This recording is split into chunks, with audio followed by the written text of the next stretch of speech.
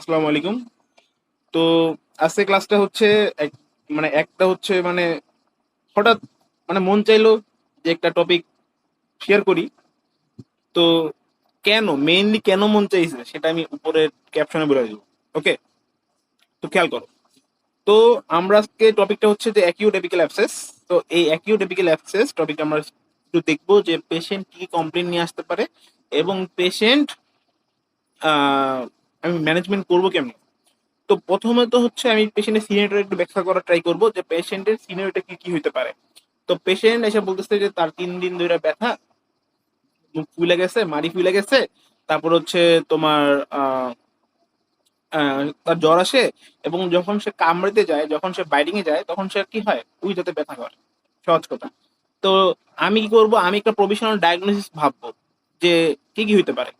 তো provisional diagnosis এখানে আমি কি করলাম, এখানে আমি লিখলাম যে অ্যাকিউট এপিক্যাল অ্যাবসেস। ওকে, তো এখানে দেখো, এখানে তার ডাক্তার দেখো, এখানে তার সিনিয়রটা ব্যাখ্যা করা আছে, যেটা আমি তোকে বললাম সবাইকে এগুলা ব্যাখ্যা করা আছে। ওকে, আচ্ছা, এখন আসলে প্যাথোলজিটা কি কি হইতে পারে। প্যাথোলজি জিনিসটা হচ্ছে যে এই জিনিসটা কেমনে ডেভেলপ করছে।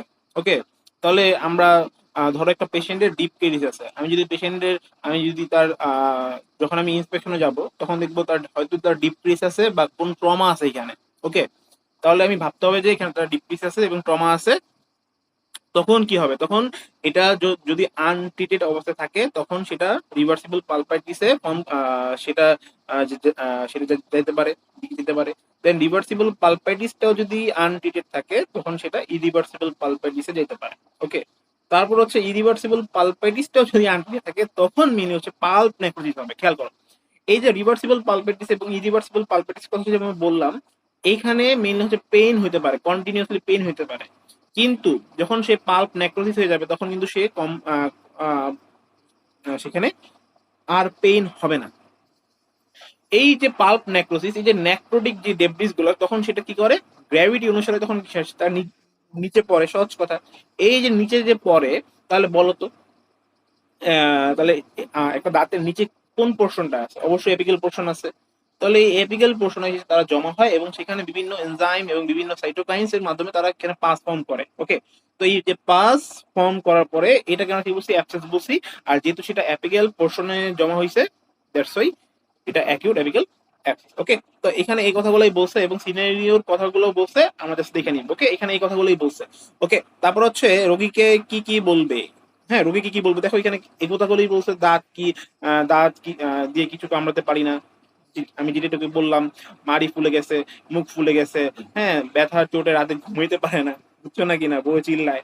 আর যাই হোক, তারপর হচ্ছে যে বই চিল্লাবে না, আমি চিল্লাবো। ওকে, যাই হোক, তারপর হচ্ছে মনে হচ্ছে দাঁত একটু বের হয়ে গেছে। হ্যাঁ, অবশ্যই, কারণ দাঁতটা বের হওয়ার মেইন কারণ হচ্ছে সেখানে পাস ফর্ম হয়েছে, সেখানে যেহেতু ইনফ্লামেশনের আমরা কিছু কার্ডিনাল সাইন জানি, সেখানে পেইন হবে। হ্যাঁ, তারপর হচ্ছে টিউমার ফর্ম করতে পারে। টিউমার মানে কি, সেখানে সোয়েল আপ করতে পারে, ইরিমা তৈরি হতে পারে। দ্যাটস ওয়াই দাঁতটা মনে হবে, পেশেন্টের মনে হবে যে একটু উঠে গেছে। হ্যাঁ, একটু উঠে গেছে। ওকে, আচ্ছা, এখন আসো সাইন কি কি আছে। সাইন হচ্ছে এক্সটারনাল এবং ইন্টারনাল। আমরা তখন যা বললাম, পেশেন্ট আমাকে যেগুলো বললো সেগুলো হচ্ছে আমাদের সিমটমস, তাই না। তো এখন আমাদের পড়া লাগবে যে আমি পেশেন্টের কি কি পাইলাম, কি কি সাইন পাইলাম। তো পেশেন্ট এক্সটারনাল, দেখো প্রথমে যেহেতু একটা অ্যাবসেস, যেহেতু এখানে একটা অ্যাকিউট ইনফ্লামেশন, একটা ইনফেকশনের মতো একটা ক্রিয়েট হলো, তাই না। তাহলে এখানে আমি কি করবো, আমি তার লিম্ফ নোড গুলা চেক করতে পারি। তো লিম্ফ নোড গুলা পালপেবল পাইতে পারি। তো এখানে এটা একটা সাইন, দেখো এখানে এই কথাগুলোই বলছে, লিম্ফ নোড গুলা পালপেবল হইতে পারে। দেন হচ্ছে এখানে ফেসিয়াল যে স্পেস, আমি আমি যেটুকু বললাম তার ফেসটা ফুলে যাবে, সেটা আমি দেখবো। তো এখানে এই কথাগুলো বলছে। দেন আমি তার টেম্পারেচারটা টেস্ট করতে পারি, সেটাও এখানে এই কথাগুলো বলছে। ওকে, তারপর হচ্ছে ইন্ট্রাওরাল সাইন গুলো কি কি আছে। ইন্ট্রাওরাল সাইন গুলো হচ্ছে দেখো, গাম সোয়েলিং।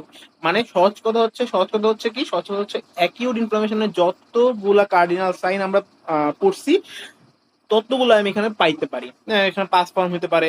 এখন দেখো এখানে কিছু কথা বলছে, এখানে দাঁতটি পারকাশন টেস্টে অত্যন্ত সংবেদনশীল বা তীব্র ব্যথাযুক্ত। এখন পারকাশন টেস্ট জিনিসটা কি, পারকাশন টেস্ট জিনিসটা হচ্ছে যে একটা দাঁতে আমি টোকা দিলাম, যদি পেশেন্ট করে উঠে তখন বুঝতে হবে সেটা পারকাশন পজিটিভ। এখন কোন কোন কন্ডিশনে পারকাশন পজিটিভ হয়, কোন কোন কন্ডিশনে পারকাশন নেগেটিভ হয়। এখন আসলে পারকাশন পজিটিভ মেইনলি থাকে পাল্প নেক্রোসিস হয়ে যাওয়ার পরে, যখন ডেব্রিস গুলা এপিক্যাল পোর্শনে আসে এবং এপিক্যাল পোর্শনে যখন পেরিওডন্টাল লিগামেন্ট যখন ইমপ্লান্ট হয়ে যায়, তখন মেইনলি পারকাশন তুমি পাবে। বুঝছো না কিনা? তো আমি রিভার্সিবল পালপাইটিস এবং ইরিভার্সিবল পালপাইটিস আমি পারকাশন পাইতে পারবো না, মানে সবসময় পাবো না। কেন? কারণ সেখানে কিন্তু মানে এপিক্যাল পোর্শনে যে পেরিওডন্টাল লিগামেন্ট থাকে সেগুলো কিন্তু ইমপ্লান্ট এখনো হয় নাই, দ্যাটস আমি সেই কন্ডিশনে পারকাশন পাবো না। তো এখন যেহেতু এই অ্যাকিউট এপিক্যাল অ্যাবসেস ফর্ম হইছে, তো এটা এপিক্যাল পোর্শনে আছে, এর মানে হচ্ছে তুমি এখানে পারকাশন তুমি পজিটিভ পাবা। তো এখানে কথাগুলো বলছে, যেমন ফ্লাকচুয়েশন টেস্ট মানে কি, অবশ্যই সেখানে সোয়েলিং ডেভেলপ করছে, সোয়েলিং মানে পাস আছে, দ্যাটস ওয়াই তুমি ফ্লাকচুয়েশন টেস্ট পাবা। তো এখানে এই কথাগুলো বলতে দেখো, ইন্সপেকশন ডিপ কেস যেগুলো আমি একটু আগে বললাম তোমাদের, তো হচ্ছে পারকাশন অবশ্যই সিভিয়ারলি পজিটিভ, তাই না? পালপেশন, এখন ধরো তুমি এখানে একটা তোমার অ্যাক্সেস হয়েছে, তুমি টিপ দিলা, টাচ করলা, তাহলে কি তুমি কি অনেক আরাম পাবা? না, কখনোই আরাম পাবা না, তুমি ব্যথা পাবা। ওকে, এখন হচ্ছে ভাইরালিটি টেস্ট। ভাইরালিটি টেস্ট জিনিসটা আমরা মেইনলি করি পাল বাইচা আছে কিনা। হ্যাঁ, পাল্পটা আসলে বাইচা আছে কিনা, পাল্পটা কি বঙ্গবন্ধুর মতো কি মরে গেছে কিনা, বুঝছো না কিনা? তো পাল্প বাইচা যদি থাকে তাহলে ভাইটালিটি টেস্ট পজিটিভ। কারণ ভাইটালিটি টেস্ট পজিটিভ আমরা কেমনি করি? মেইনলি আমরা কি কোল্ড টেস্টটা করি। হ্যাঁ, কোল্ড টেস্টটা করি, তাকে গরম পানি খেতে বলি, বা ইথাইল ক্লোরাইড একটা টপিক আছে, একটা কেমিক্যালস আছে, আমরা সেটা দিয়ে কিন্তু কোল্ড টেস্টটা করতে পারি। ওকে, এখন সে এক্স রে ফাইন্ডিং কি করতে পারবো? এখন আমরা এক্স রে করতে পারবো। এক্স রেতে দেখো, যেহেতু দাঁতের সাথে আচ্ছা, দাঁতের অ্যাডজেসেন্ট স্ট্রাকচার কারা? বোনস। তো অ্যালভিউলার বোন, তো এই অ্যালভিউলার বোন যে স্ট্রাকচার গুলো সেগুলো ক্ষয়ক্ষতি হতে পারে, যেহেতু এখন এই অ্যাক্সেসটা কই আছে, অ্যাক্সেসটা মেইনলি কিন্তু আমাদের এপিক্যাল পোর্শনে আছে, একদম হাড়ের একদম সারাউন্ড একদম কাছাকাছি আছে। ওকে, তাহলে তো সেখানে দেখো লস অফ ল্যামিনা ডুরা হতে পারে। দেন হচ্ছে আহ, তারপর হচ্ছে দেখো, একটা দাঁত আর একটা হাড় কেল কানেকশন করছে পেরিডন্টাল লিগামেন্ট। তো এই স্পেসটাও কিন্তু কি হতে পারে, এই স্পেসটাও কিন্তু ওয়াইড, মানে ওয়াইড দিতে পারে, বুঝছো না কি না, সেটাও ওয়াইড দিতে পারে।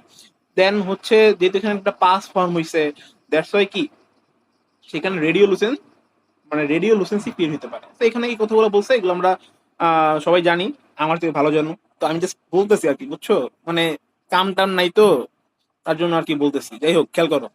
দেন হচ্ছে যে ডিফারেন্সিয়াল ডায়াগনোসিস কি কি দেখো। ডিফারেন্সিয়াল ডায়াগনোসিস হচ্ছে মরিচিকার মতো, যে আমি ভাবতাছি যে এই কয়েকটার মধ্যে হইতে পারে।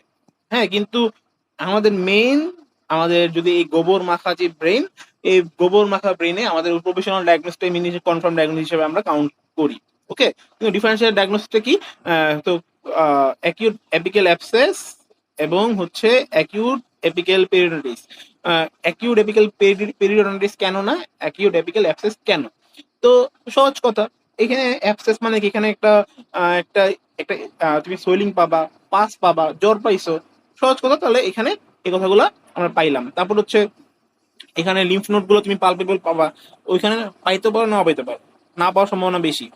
আচ্ছা, এখন আসো ট্রিটমেন্টটা মেন। ট্রিটমেন্টটা তুমি বলি, সহজ কথা হচ্ছে ট্রিটমেন্টটা একটু আমাকে ব্রেন একটু ভালো করে বুঝতে হবে। ট্রিটমেন্ট হচ্ছে যে একটা রোগী আসলো, পাস নিয়ে আসলো, এখন আমি আসার সাথে সাথে কি তার সফট টিস্যু নগদ ইনসাইজ করলাম, নগদ ড্রেন করলাম, ব্যাপারটা কিন্তু এরকম না। আমাকে প্রথমে দেখা লাগবে যে দাঁতটা প্রিজার্ভ হয় কিনা। দাঁতটা যদি প্রিজার্ভ হয়, এবং আমি কি করব, রোগী যেহেতু এটা অ্যাপিক্যাল পোর্শনে একটা অ্যাক্সেস, তো আমি কি করবো, রোগীকে আমি অ্যাক্সেস ক্যাভিটি প্রিপারেশন করবো। অ্যাক্সেস ক্যাভিটি প্রিপারেশন করে কি করবো, ওই ভিতরে অ্যাপিক্যাল পোর্শনে যে অ্যাক্সেসটা আছে সেখান থেকে পাসটা ড্রেন হতে পারে কিনা, আমি এটা দেখবো আগে। যদি না হইতে পারে তখন আমি যাব ইনসিশন এবং ড্রেনেজে, তখন আমি সফট টিস্যু ইনসাইজ করবো, তখন আমি ড্রেনেজ করবো, বুঝছো না কিনা? এর আগে করবো না, বুঝছো না কিনা? তখন আমি ক্যাভিটি প্রিপারেশন করলাম, তারপর সেখান থেকে পাস্তা বের করলাম, নর্মাল সাইজ আমি কি করলাম, ক্রিকেট করলাম, তারপরে রুট ক্যানাল করলাম, তাই না? তো রুট ক্যানাল করলে কি অনেক টাকা লাগে না? না রে ভাই, তবে গরিব মানুষ আমরা। যাই হোক, যদি আমি এখনো জানি না কেমনে করতে হয়, যাই হোক, খেয়াল করো। এখন আসো, তো এইগুলো করলাম, তো এগুলো করার পরে কি রোগীকে বাসায় পাঠিয়ে দিব? না রে ভাই, রোগীকে বাসায় পাঠানো যাবে না। রোগীকে কি করতে হবে, তাকে একটা অনেক পেন হবে না? অবশ্যই পেন হবে, তো একটা পেন কিলার দিব। তারপর হচ্ছে কি করব, তারপর হচ্ছে অ্যান্টিবায়োটিক দিব। কারণ কি অ্যান্টিবায়োটিক দেওয়ার মাস, কারণ সেখানে কিন্তু বিভিন্ন ইনফেকশন ক্রিয়েট হতে পারে। তো এই ইনফেকশন ক্রিয়েট মানে ইনফেকশন যাতে ডেভেলপ না করে, হ্যাঁ, আর ডেভেলপ করলেও সেটা যদি সিভিয়ার পর্যায়ে না যেতে পারে, তখন আমি কি করবো, অ্যান্টিবায়োটিক দিব। কিন্তু কথা হচ্ছে, কই গেল রে, হ্যাঁ, তখন এখন কথা হচ্ছে কি, কথা হচ্ছে যে অ্যান্টিবায়োটিক যে আমি দিব, এই অ্যান্টিবায়োটিক আমি যে দিব, এই অ্যান্টিবায়োটিকটা কিন্তু আমাকে কাজ শেষে দেওয়া লাগবে। কাজ শুরুতে যদি আমি দিই, তখন কিন্তু সেটা অ্যান্টিবায়োমা ফর্ম করতে পারে, যার ফলে আমি দিব না, সচরাচর দিব না, কারণ সেটা আসলে একটা কমপ্লিকেশন তৈরি করতে পারে। তো আমি এগুলো আমি দিব না। তো আমি আর কি কি দিব না এটা আমি নিজেও জানি না। এই ট্রিটমেন্ট জাস্ট আমি একটা পিডিএফ বানাইলাম, বুঝছো? তো সবাই আমার জন্য দোয়া করবা, যাতে এই যাওয়াটা আমি এগুলো করতে পারি। আল্লাহ হাফেজ।